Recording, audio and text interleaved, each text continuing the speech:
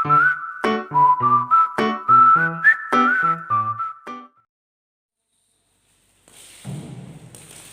selamat pagi adik-adik. Berjumpa lagi kita di ibadah IMPA Minggu pada pagi hari ini. Bersama dengan Kak Virgi, ditemani oleh Kak Francia, Kak Ida, Kak Feby, dan juga Kak Vera. Adik-adik, pada minggu pagi ini kita patut bersyukur kepada Tuhan Yesus Kristus karena kebaikan Tuhan dan penyertaan Tuhan dalam kehidupan kita sehari-hari. Sehingga pada pagi hari ini kita diberi nafas kehidupan dan kesehatan, dan pada pagi hari ini kita bersama-sama akan memuji dan memuliakan nama Tuhan. Apakah adik-adik di rumah semangat? Puji Tuhan, luar biasa, pastinya semangat ya, walaupun kita masih melaksanakannya secara online, tetapi kita harus selalu semangat karena ini semua hanya untuk memuliakan nama Tuhan. Adik-adik, untuk mengawali ibadah kita pada minggu pagi hari ini, kita akan menyanyikan lagu dari Kidung Jemaat nomor 21, Hari Minggu, Hari yang Mulia.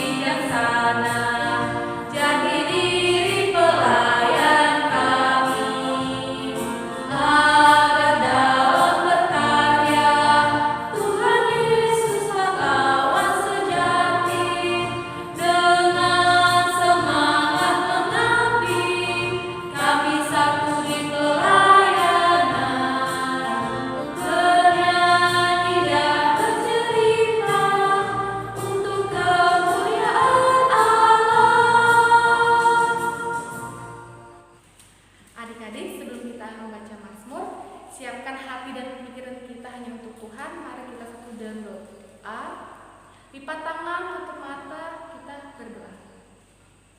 Ya Allah Bapa yang kami sembah di dalam nama Anak-Mu Yesus Kristus, Tuhan, kami mengucap syukur atas segala kebaikan Tuhan dalam kehidupan kami sehari-hari. Terima kasih Tuhan, pada pagi hari ini Tuhan masih memberikan kami nafas kehidupan dan juga kesehatan. Tuhan, sebentar lagi kami akan membaca Mazmur. Tuhan berkatilah juga adik pelayan yang akan mengikuti ibadah ini, kiranya apa yang mereka dengar dari penyampaian renungan dari kakak layan itu bisa menjadi pedoman bagi kehidupan mereka sehari-hari. Ya Tuhan Yesus, inilah yang menjadi doa Anak-Mu, terpujilah Engkau, haleluya, amin. Adik-adik, pembacaan Mazmur kita terambil dari Amsal pasal 29 ayat 1 sampai 2, ayat 1 sampai 6. Amsal 29 ayat 1 sampai 6. Kakak akan membacakan kalimat yang tercetak keluar, adik-adik dan kakak lain akan membacakan kalimat yang tercetak ke dalam. Amsal 29 ayat 1 sampai 6. Siapa bersih tegang leher walaupun telah mendapat teguran, akan segoyang-goyang direnungkan tanpa dapat dipulihkan lagi. Jika orang benar bertambah, bersukacitalah rakyat. Tetapi jika orang fasik memerintah, berkeluh kesahlah rakyat. Orang yang mencintai nikmat menggembirakan ayahnya, Tetapi siapa yang bergaul dengan racun meneruskan harta. Dengan keadilan seorang raja menegakkan negerinya. Tetapi orang yang memungut banyak pajak merugikannya. Orang yang menjilat sesamanya Membentengkan jerat di depan kakinya. Orang yang jahat terjerat oleh pelanggarannya. Tetapi orang benar akan bersorak dan bersukacita. Demikian pembacaan Mazmur. Adik-adik, untuk merespon bacaan Mazmur kita tadi, kita akan menyanyikan lagu yang berjudul Jalan Serta Yesus.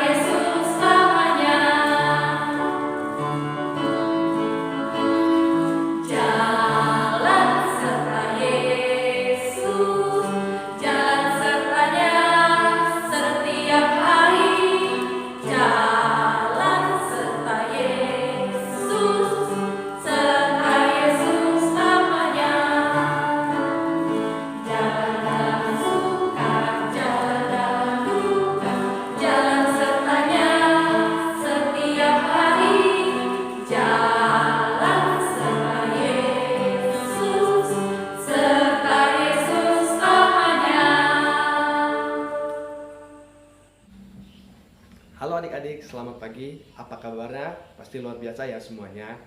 Oke, kembali lagi bersama Kak Yeskel. Dan pada pagi hari ini kita akan mendengarkan firman Tuhan yang terambil dari Kisah Para Rasul pasal 28 ayat 17 sampai dengan ayatnya yang ke-29. Sekali lagi, firman Tuhan kita pada pagi hari ini terambil dalam Kisah Para Rasul 28 ayatnya yang ke-17 sampai dengan yang ke-29. Oke, biarkan Alkitabnya terbuka. Mari kita berdoa sebelum kita membaca firman Tuhan. Mari kita berdoa. Ya Tuhan, terima kasih atas segala berkat dan penyertaan-Mu, sehingga pada pagi hari ini kami dapat bersyukur dan dapat kami kembali beribadah kepada-Mu. Ya Tuhan, pada pagi hari ini kami akan mendengarkan firman-Mu yang terambil dalam Kisah Para Rasul. Kiranya Engkau memberkati kami, Engkau buka hati kami dan pikiran kami agar kami dapat mendengarkan firman-Mu dengan baik dan dapat melaksanakannya di kehidupan kami sehari-hari. Ya Tuhan, inilah doa anak-Mu di dalam nama Tuhan Yesus Kristus yang sudah mengajar kami berdoa. Amin. Oke, semua jika sudah membuka kitab dari Kisah Para Rasul, mari kita bacakan. Kisah Para Rasul pasal 28 ayat yang ke-17 sampai dengan ayatnya yang ke-29. Pembicaraan dengan orang Yahudi di Roma. 3 hari kemudian, Paulus memanggil orang-orang terkemuka bangsa Yahudi, dan setelah mereka berkumpul, Paulus berkata, "Saudara-saudara, meskipun aku tidak berbuat kesalahan terhadap bangsa kita atau terhadap adat istiadat nenek moyang kita, namun aku ditangkap di Yerusalem dan diserahkan kepada orang-orang Roma. Setelah aku diperiksa, mereka bermaksud melepaskan aku karena tidak terdapat satu kesalahan pun padaku yang setimpal dengan hukuman mati.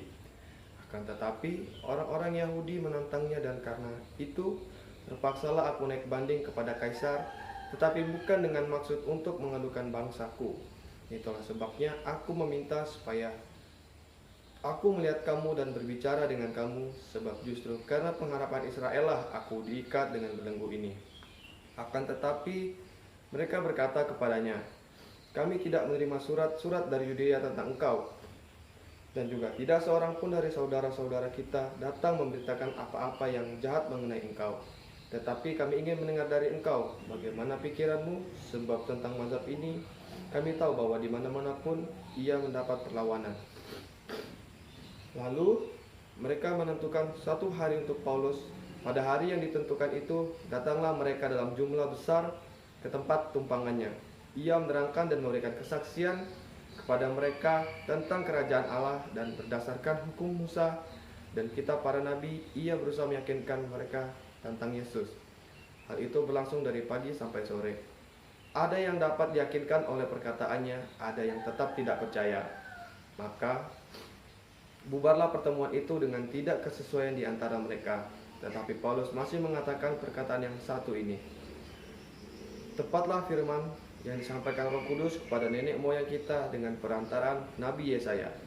Pergilah kepada bangsa ini dan katakanlah, kamu akan mendengar dan mendengar, namun tidak mengerti. Kamu akan melihat dan melihat, namun tidak menganggap. Sebab hati bangsa ini telah menebal dan telinganya berat mendengar, dan matanya melekat tertutup, supaya jangan mereka melihat dengan matanya dan mendengar dengan telinganya, dan mengerti dengan hatinya, lalu berbaliklah, sehingga aku menyembuhkan mereka. Sebab itu kamu harus tahu bahwa keselamatan yang daripada Allah ini disampaikan kepada bangsa-bangsa lain, dan mereka akan mendengarnya. Dan setelah Paulus berkata demikian, pergilah orang-orang Yahudi itu dengan banyak perbedaan paham di antara mereka. Demikian firman Tuhan. Nah, adik-adik, tadi kita sudah membaca firman Tuhan yang terdapat dalam Kisah Para Rasul. Jadi tema kita pada pagi hari ini adalah Aku Semangat Memberitakan Keselamatan.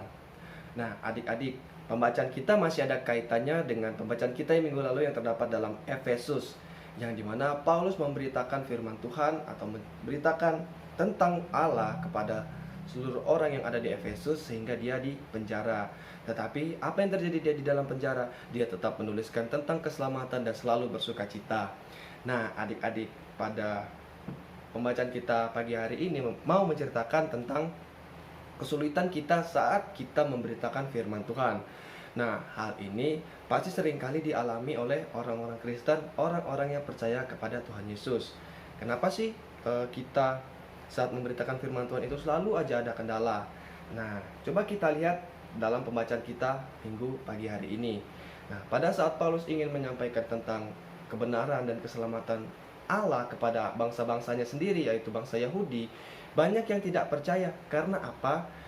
Paham tentang paham raja yang ada pada orang Yahudi itu seperti ini, adik-adik. Raja itu seharusnya datang dengan kuda, dia datang dengan mewah, dia adalah seorang yang sangat perkasa dan hebat sekali dalam hal peperangan. Itu adalah konsep yang dipikirkan oleh orang Yahudi. Tetapi sebenarnya tidak seperti itu ya adik-adik. Konsep raja yang sebenarnya adalah Allah mengirimkan anaknya yang tunggal ke dunia untuk menyelamatkan kita dari dosa, yaitu Yesus Kristus yang lahir yang sederhana saja. Tapi di balik kesederhanaan itu, Allah ingin menunjukkan kepada kita bahwa dia ingin sama seperti manusia dan merasakan mengapa ciptaannya ini selalu berkeluh kesah. Maka dari itu dia ingin menyelamatkan kita agar kita kembali dekat dengannya. Kembali ke topik ya adik-adik. Nah, jadi di sini banyak sekali hal yang kita alami saat kita ingin memberitakan keselamatan kepada setiap orang. Mungkin adik-adik pernah bilang, nggak boleh seperti itu, Tuhan Yesus bilang seperti ini loh. Nah, mungkin ada dari adik-adik yang seperti itu. Kakak juga pernah mengalami hal seperti itu adik-adik. Nah, saat kakak bilang, kamu nggak boleh melakukan hal itu tidak sesuai dengan firman Tuhan. Nah, apa yang terjadi adik-adik? Kakak itu ditentang. Tentangnya bagaimana? Kamu sok suci, kamu aja sendiri berdosa. Nah, itu adalah salah satu tantangan yang paling sering kita hadapi. Tetapi walaupun itu sering terjadi kepada kita adik-adik, kita tidak boleh menyerah ya. Kita tidak boleh putus asa. Kenapa? Karena kita harus mencontohi Paulus yang selalu bersemangat dalam setiap gerak-geriknya. dia sangat semangat memberitakan firman Tuhan, dan dia percaya kepada Allah yang selalu menuntunnya. Sama seperti kita adik-adik, janganlah kita gentar, jangan kita takut. Karena apa? Tuhan selalu beserta dengan kita. Nah adik-adik, pada saat Paulus memberitakan firman Tuhan, dia itu dituduh ya adik-adik. Dia sudah menjadi tahanan rumah semenjak dia di Yerusalem saat menuju Roma. Nah pada saat itu dia harus naik banding adik-adik. Naik banding itu dia membela dirinya bahwa dia tidak bersalah, dia tidak mempunyai satupun kejahatan, tetapi dia dituduh yang tidak-tidak. Nah yang bisa kita dapatkan sekarang adalah hoax ya adik-adik. Nah jadi adik-adik, untuk zaman sekarang adik-adik harus bisa menyaring informasi yang benar-benar ya. Saring informasi itu apakah benar kebenarannya dan apakah ini bisa diterima oleh masyarakat. Jadi jangan sembarang ambil berita ya adik-adik. Oke, kita kembali. Nah mengapa Paulus naik banding? Karena itu tadi, dia ingin menyatakan bahwa dia tidak bersalah adik-adik. Nah setelah seperti itu, dia tetap memberitakan firman Tuhan kepada bangsanya sendiri.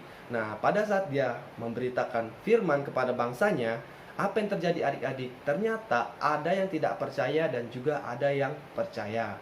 Ya sama seperti kita kadang menyampaikan kata Tuhan Yesus kita nggak boleh mencuri. Oh iya ya. Nah ada teman-teman kita yang seperti itu, tapi ada juga yang tetap pergi meninggalkan kita dan tetap saja mencuri. Itu tidak boleh ditiru ya adik-adik. Nah seperti itu adik-adik, banyak sekali hal-hal yang kita alami saat kita memberitakan firman Tuhan ya. Nah seperti itu tadi yang kakak bilang, yang mencuri ya. Nah jadi adik-adik, walaupun tantangan itu selalu ada dan tidak mungkin lepas dari kita, maka dari itulah Tuhan mencobai kita, apakah kita benar-benar setia kepadanya, apakah kita benar-benar tulus kepadanya. Nah jadi untuk adik-adik semua, kalau adik-adik ingin memberitakan keselamatan, jangan pernah menyerah. Nah pada saat Paulus ingin memberitakan firman Tuhan adik-adik, pada ayat 18 mengatakan, tetapi ia kemudian harus naik banding karena masih banyak orang-orang Yahudi yang terus menentangnya. Semua itu terjadi karena janji Allah kepada Israel mengenai juru selamat dan keselamatan yang akan mereka terima. Nah itulah adik-adik, jadi tugas Paulus adalah dia harus menceritakan, dia harus menyebarkan Injil kepada orang-orang Yahudi bangsanya sendiri. Karena apa? Banyak sekali yang tidak percaya kepada Allah. Nah begitu juga dengan kita adik-adik. Di masa sekarang banyak sekali orang-orang yang tidak percaya kepada Yesus Kristus. Tetapi dengan adanya kita Paulus masa kini ya, kita harus beritahu mereka bahwa dialah sang juru selamat kita. Nah kemudian adik-adik, apa sih janji Paulus? Apa janji Allah yang dikatakan kepada orang Yahudi? Nah di situ Paulus ingin memberitahukan bahwa Rasul Paulus menjelaskan perihal tentang kerajaan Allah adik-adik, dan bahwa Yesus adalah penggenapan dari pengharapan orang Yahudi yang sesuai dengan hukum Musa dan kitab para nabi. Itu terdapat dalam ayat 23. Nah adik-adik, yang mau disampaikan di sini adalah Allah memberikan janji kepada kita bahwa kita akan bersama-sama dengan Dia suatu saat nanti. Maka dari itu adik-adik, tetap jaga keselamatan itu. Nah mungkin adik-adik bertanya nih, Kak, gimana sih caranya kita menjaga keselamatan? Nah mungkin adik-adik berpikir seperti ini, berkhotbah, berbicara depan mimbar ya. Tidak seperti itu adik-adik, banyak cara. Bukan banyak sih, maksudnya ada cara yang bisa dilakukan untuk adik-adik sekarang. Menolong teman, memperhatikan sesama, membantu orang tua, berdoa, baca Alkitab, pergi ke gereja, dan kita juga bisa memberitakan firman Tuhan melalui gerak-gerik kita setiap hari. Mungkin saat kita main, saat kita lagi jalan-jalan sama teman, kita harus menunjukkan bahwa kita adalah anak-anak Kristus yang benar-benar telah mendapatkan keselamatan. Nah jadi adik-adik, itulah tadi bagaimana keselamatan yang Paulus berikan, keselamatan yang Allah berikan melalui Paulus dan penyampaian Paulus tadi. Kemudian yang adik harus ketahui sekali lagi bahwa menyampaikan firman Tuhan itu tidak mudah. Pasti ada kesulitannya dan pasti ada tantangannya tersendiri. Nah jadi adik-adik jangan pernah menyerah untuk selalu memberitakan firman Tuhan.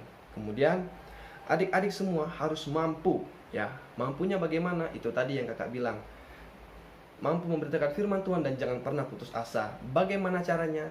Jadikanlah sikap kalian jadi sikap yang baik terhadap teman-teman, orang tua dan siapapun, biar teman-teman kalian melihat bahwa kalian adalah anak-anak yang telah diselamatkan.